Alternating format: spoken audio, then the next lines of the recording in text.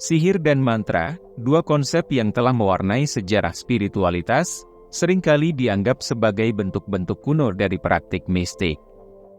Dalam video ini, kita akan mengeksplorasi perspektif yang berbeda, memandang sihir dan mantra sebagai bentuk teknologi maju vibrasi tingkat tinggi yang telah dikuasai oleh orang-orang di peradaban kuno.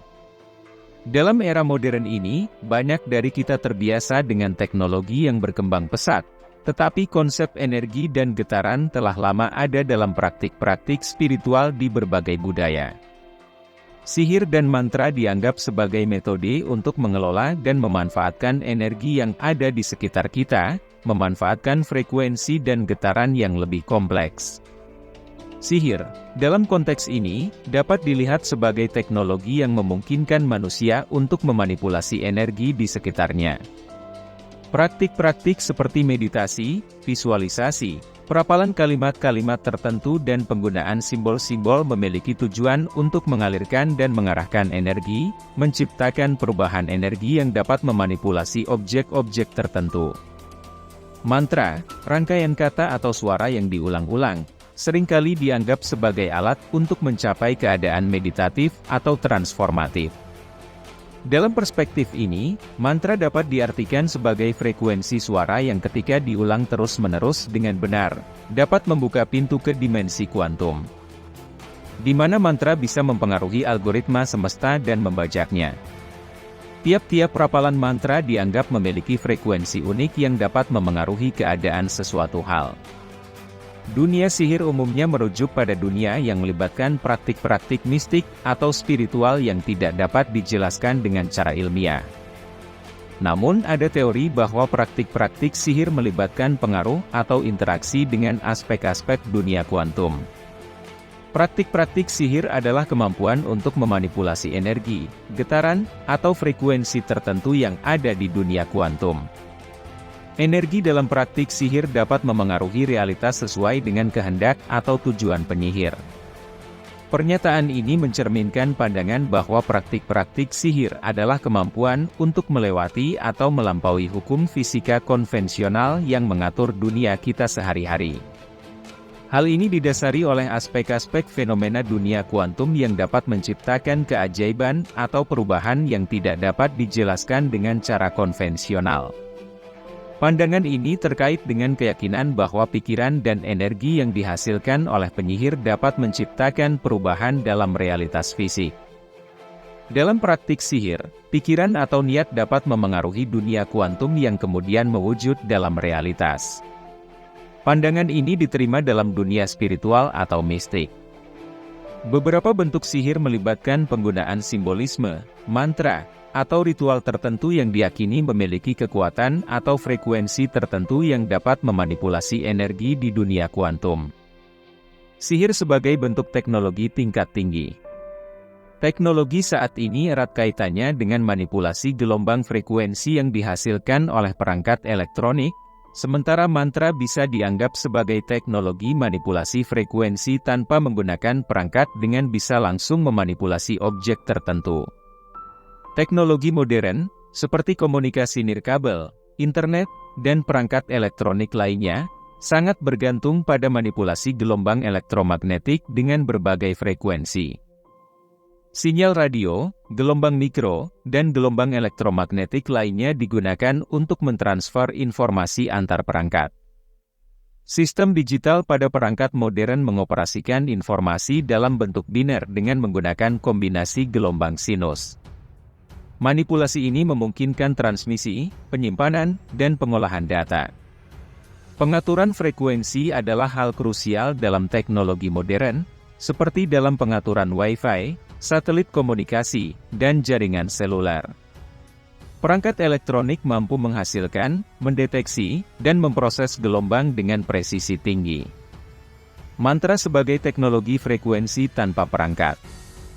Mantra, yang terdiri dari rangkaian kata atau suara yang diulang secara ritual, dapat dianggap sebagai teknologi manipulasi frekuensi tanpa memerlukan perangkat elektronik. Suara mantra menghasilkan gelombang bunyi dengan frekuensi tertentu.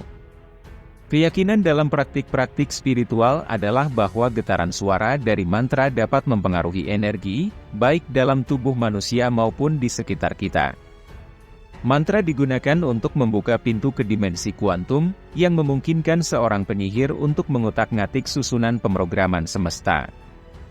Baik dalam teknologi modern maupun dalam praktik mantra, ada fokus pada manipulasi energi melalui pengaturan frekuensi. Keduanya mencoba memahami dan mengelola energi untuk mencapai hasil tertentu. Keduanya memiliki tujuan untuk memanfaatkan energi dan frekuensi guna mencapai keadaan yang diinginkan. Dalam perbandingan antara teknologi modern dan praktik mantra, terlihat bahwa keduanya memiliki kesamaan dalam memanipulasi frekuensi dan energi. Meskipun menggunakan pendekatan yang berbeda, pemahaman tentang kekuatan frekuensi dan energi tetap menjadi bagian penting bagi manusia. Dari zaman kuno hingga saat ini, manusia terus berusaha memahami dan mengelola kekuatan energi untuk meningkatkan kehidupan mereka. Dunia sihir adalah manipulasi dunia kuantum. Seorang penyihir atau praktisi spiritual tertentu memiliki kemampuan untuk menggunakan mantra sebagai alat untuk berinteraksi dengan aspek-aspek spiritual atau energi kuantum dalam praktik-praktik mereka. Mantra dapat berfungsi sebagai alat untuk berinteraksi dengan dimensi kuantum dan memanipulasi pemrograman semesta. Dimensi kuantum merujuk pada dunia inti penyusun realitas di luar pemahaman umum kita tentang ruang dan waktu. Fisika kuantum membahas perilaku partikel-partikel subatom dan fenomena yang tidak mengikuti aturan fisika klasik namun dapat dipengaruhi oleh emosi dan niat.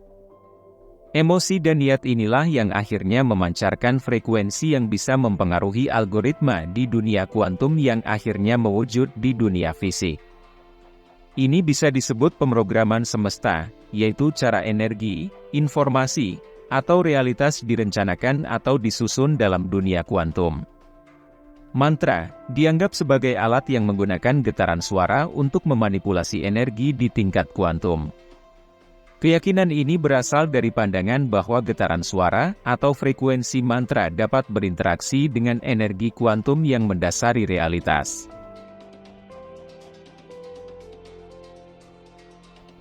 Penggunaan mantra dapat menciptakan akses ke dimensi kuantum. Dimensi ini dianggap sebagai ruang di mana hukum fisika konvensional tidak selalu berlaku, dan kekuatan energi dapat dimanipulasi melalui emosi dan niat. Sehingga bisa mengotak-atik susunan pemrograman semesta untuk mengelola atau mengubah cara energi dan informasi disusun dalam alam semesta. Mantra dianggap sebagai kunci yang memungkinkan seorang penyihir untuk berinteraksi dengan pemrograman semesta dan memengaruhinya sesuai dengan kehendaknya.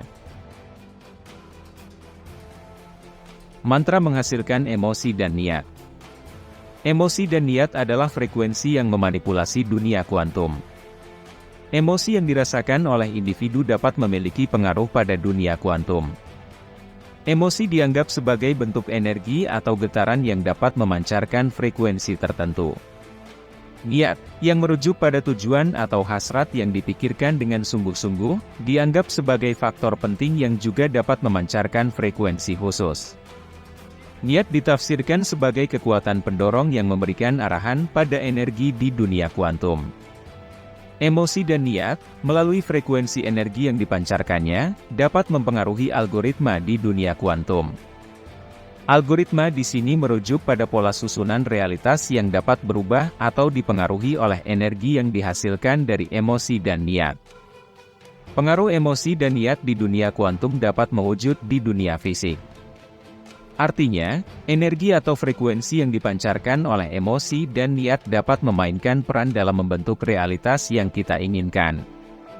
Konsep ini dapat terkait dengan hukum tarik-menarik, di mana keyakinan bahwa energi yang dipancarkan oleh pikiran dan perasaan seseorang dapat menarik peristiwa atau realitas tertentu ke dalam kehidupan mereka.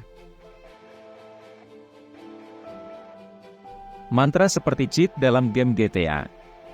Rapalan mantra bisa dianalogikan dengan cheat seperti di game GTA, di mana dengan menuliskan kalimat atau kata tertentu, dapat memanipulasi kode pemrograman sehingga bisa mewujudkan hal apapun yang diinginkan. Rapalan mantra sebagai cheat code spiritual. Pernyataan ini menyamakan rapalan mantra dengan cheat code dalam game, yang berfungsi sebagai instruksi tertentu untuk memanipulasi kode atau aturan yang berlaku. Dalam konteks spiritual, rapalan mantra dianggap sebagai formula atau urutan kata-kata yang memiliki kekuatan untuk memanipulasi energi atau realitas. Rapalan mantra dapat dianggap sebagai bentuk manipulasi kode pemrograman yang ada di alam semesta. Seperti cheat dalam game yang memengaruhi aturan permainan, rapalan mantra diyakini dapat memengaruhi hukum-hukum yang mengatur realitas. Mantra mewujudkan hal-hal yang diinginkan. Seperti cheat dalam game GTA yang dapat menciptakan kendaraan, senjata, cuaca, atau peristiwa khusus. Rapalan mantra dianggap memiliki kekuatan untuk mewujudkan hasil-hasil yang diinginkan dalam realitas kehidupan nyata. Ini bisa mencakup pencapaian tujuan pribadi, perlindungan, keberuntungan, atau perubahan dalam kehidupan seseorang. Rapalan mantra seringkali terkait dengan keyakinan bahwa kata-kata tertentu mengandung frekuensi atau energi khusus yang dapat memengaruhi realitas. Analogi ini menghubungkan kekuatan kata-kata dalam mantra dengan efek yang dapat dihasilkan oleh cheat code dalam dunia game. Analogi ini memberikan pemahaman simbolis tentang bagaimana orang melihat dan mengalami keajaiban mantra dalam praktik sihir. Perumpamaan antara rapalan mantra dengan cheat code dalam game GTA menciptakan gambaran visual yang menarik tentang bagaimana orang memahami dan merasakan kekuatan kata-kata dalam konteks spiritual. Ini menyoroti keyakinan bahwa mantra memiliki kemampuan untuk memanipulasi energi atau realitas dunia nyata sebagaimana cheat code dapat memanipulasi realitas dalam dunia game. Analogi ini juga memberikan sudut pandang baru terhadap cara orang mengartikan kekuatan kata-kata dan mantra dalam pengalaman spiritual mereka. Peradaban kuno lebih canggih dengan teknologi vibrasi tingkat tinggi.